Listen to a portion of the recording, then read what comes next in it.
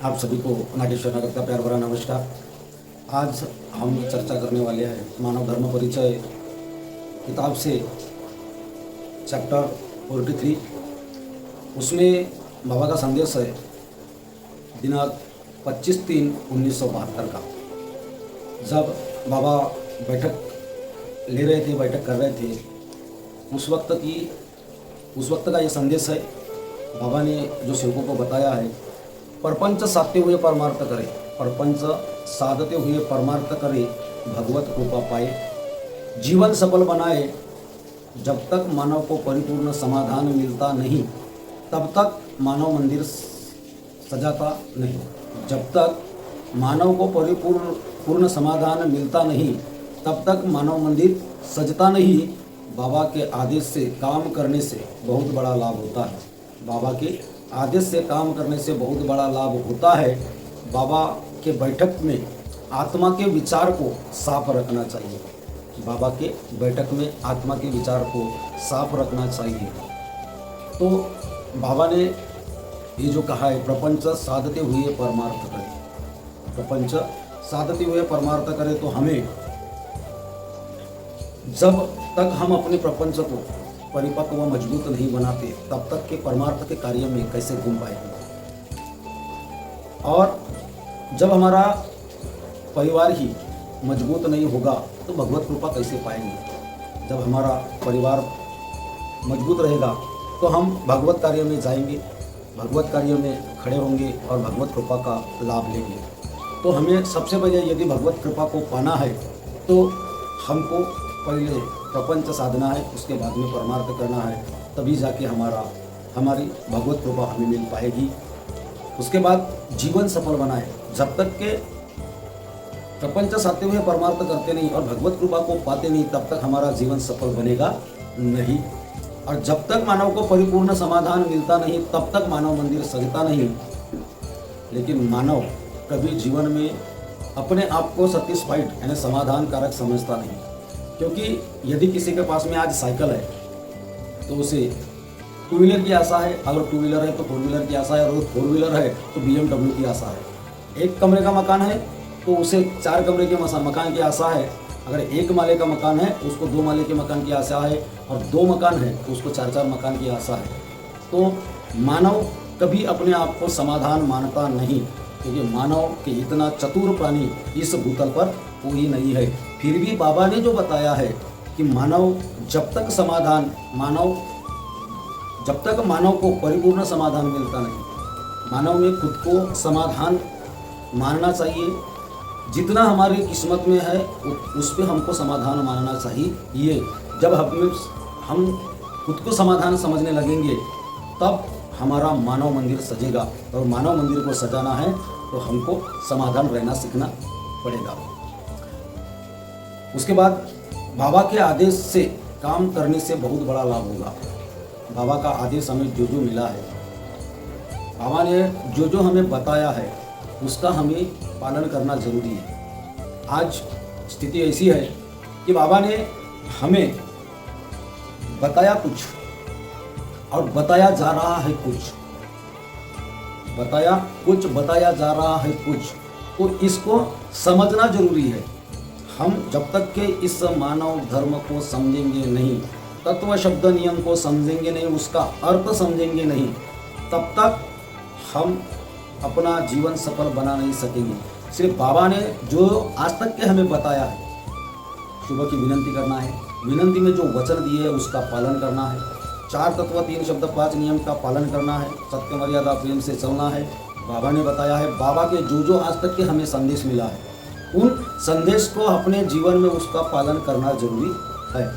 तो जब हम बाबा के आदेश का पालन करेंगे, बाबा ने जो संदेश दिया है उस संदेश को अपने जीवन में उसका पालन करेंगे तो हमारा जीवन सुखी बनने वाला है। और जब हमारा जीवन सुखी होगा तो हमको इसका लाभ भी होना तय है। तो अपने जीवन में लाभ पाना है तो सिकवन को अपने जीवन में उतारना बहुत ज़रूरी है। अपने प्रपंच में, अपने परिवार में, अपने सेवक में उतारना जरूरी है। बाबा के बैठक में आत्मा बाबा के बैठक में आत्मा के विचार को साफ रखना चाहिए। जब जब चर्चा बैठक होती है, जब जब भगवत कार्य होता है, हवन कार्य होता है, सम्मेलन होता है, उसमें हमको हमारी आत्मा को साफ रखना है।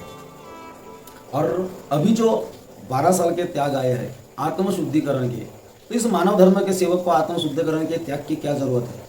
यदि हम शुरू से अपनी आत्मा को साफ रखेंगे तो हमें 12 वर्ष के त्याग की भी जरूरत नहीं है।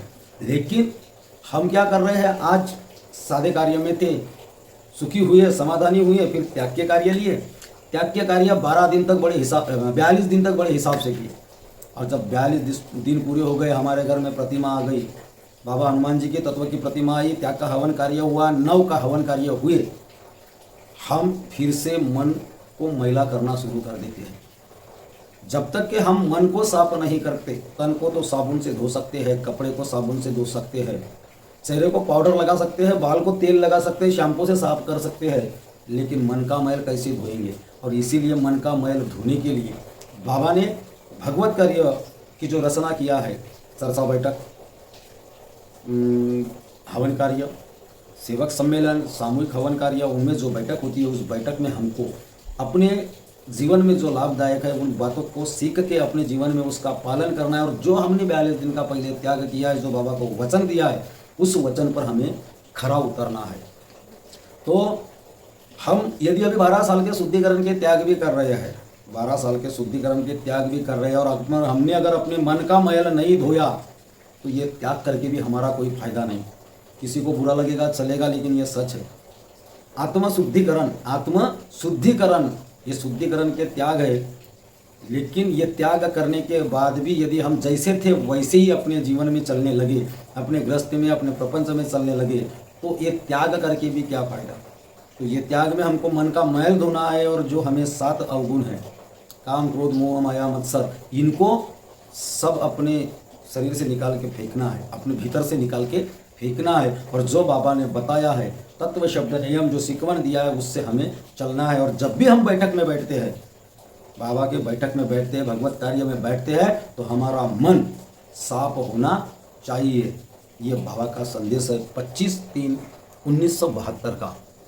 तो 1972 का संदेश जो है, प्रपंच साधते हुए परमार्थ करे, भगवत कृपा पाए, जीवन सफल बनाए। जब तक मानव को परिपूर्ण समाधान मिलता नहीं, तब तक मानव मंदिर सजता नहीं। बाबा के आदेश से काम करने से बहुत बड़ा लाभ होता है। बाबा के बैठक में आत्मा के विचार को साफ रखना चाहिए। और ये जो संदेश है, इस संदेश से यदि हम अपने जीवन में चलते हैं तो हमारा जीवन, हमारी गृहस्थी कभी पीछे नहीं रहेगी, आगे दौड़ती जाएगी। अब सबको लगता है कि मेरे पास में 10 माला बिल्डिंग है, 25 माला बिल्डिंग है, 5 बंगले है, गाड़ी है, कार है, 2 व्हीलर है, 4 व्हीलर है, सारी दुनिया भर का बैंक बैलेंस है, तो मैं सुखी हूँ। गलत।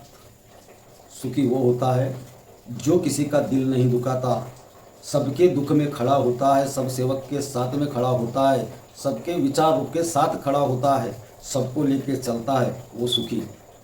पैसा पैसा बोलने से सुखी नहीं होता।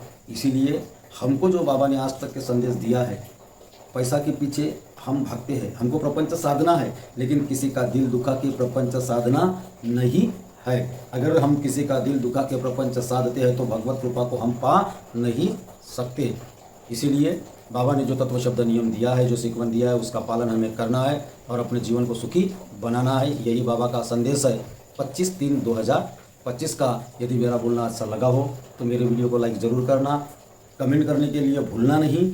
और इससे यदि आपको लगता है कि किसी का भला हो सकता है, कोई सुधर सकता है, तो इस वीडियो को ज़रूर दूसरे को शेयर करें।